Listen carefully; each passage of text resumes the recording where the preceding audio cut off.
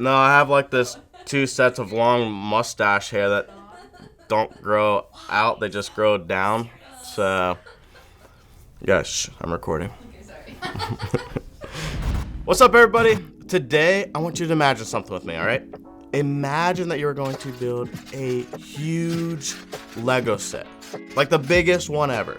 Not something small, not one of those like 20-piece sets that like one of your little siblings got. Like, I'm talking a huge set, one with like thousands of pieces like this one from Star Trek. Like the kind where you open up this box and you immediately regret the decision. Has anyone ever done one of those before? Now, here's the thing. You don't build that giant Lego set all at once, right? You build it one piece at a time. One small piece, and then another, and after a while, it starts to look like something. But at first, it can feel pointless. Like, why am I even doing this? Why does this little blue piece even matter? But eventually you step back and you realize that all those tiny pieces made something huge. And it got me thinking that, man, that's a lot like following God. Because sometimes we think that if God is working in our lives, it has to be something massive.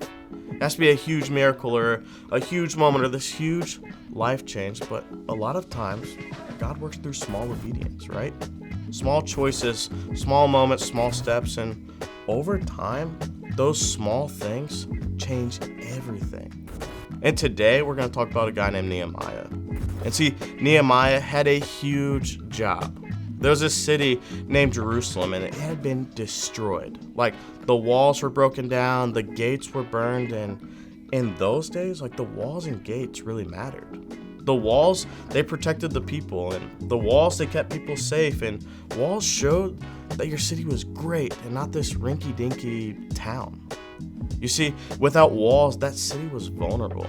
Like, imagine if you're playing Fortnite and you couldn't build any walls. Like, what happens? You're standing there and you're gonna get destroyed, right? And so Nehemiah hears about this and it breaks his heart. And here's what's interesting about that. You see, God didn't fix that whole city in 1 second. No, he used one person taking one faithful step at a time. So let's turn to Nehemiah 2, 17 through 18 and see what it says. Then I said to them, "You know very well what trouble we are in. Jerusalem lies in ruins, and its gates have been destroyed by fire. Let us rebuild the wall of Jerusalem and end this disgrace." Then I told them about how God's gracious hand had been on me. Nehemiah, he didn't just sit around wishing things would get better. No, he took a step. Actually, he took a lot of steps. See, he prayed, he asked the king for permission, he made a plan, he traveled, he inspected the walls, he encouraged the people, and eventually, piece by piece, the wall started to get rebuilt. And I think a lot of us struggle because we want these instant results. We want that life change right now. We want God to fix everything immediately.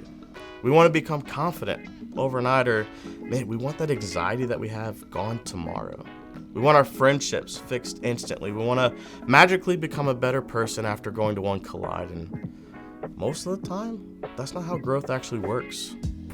See, growth usually happens through small obedience. And maybe your small step is reading the Bible for 5 minutes, or praying before school, apologizing to someone, inviting a friend, or choosing not to gossip. And if we're going to be honest, those things feel small. But you see, small obedience matters. Because small obedience builds trust, and over time, those little choices shape who we become. When our dog Boone was a puppy, he didn't magically learn everything overnight. It actually took a while. We had to teach him little by little. We had to teach him to sit, to stay, to not chew everything in the house. And some days, it felt like he was learning nothing.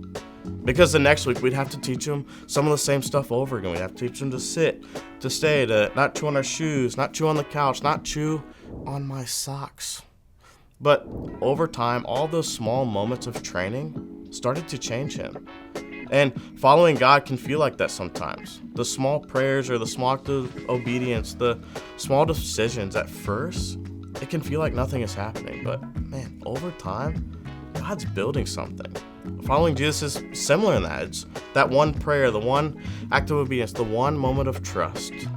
eventually you realize God's been changing you the entire time. Some of us might feel stuck today. We feel like our faith isn't growing, or maybe we just feel far from God, and maybe it's because we've been waiting for this giant moment to happen. And if you're like me, maybe you've gotten lazy. All while God's inviting you into just one small step. Don't underestimate small obedience, because the small steps matter. That conversation, it matters. The prayer, it matters. That decision that you made, it matters. Because God can take those small things and do huge things with them. See, Nehemiah didn't build the wall in one day. It happened piece by piece. And your faith grows the same way, piece by piece. Maybe it's choice by choice or step by step. And so, Clyde, here's the question today. What is one small thing God might be asking you to do? Maybe it feels tiny, or it feels awkward, or maybe it just feels insignificant. But what if that one small step is actually the beginning to something huge? Because small obedience creates change over time, and it grows trust. And God can do big things through small steps.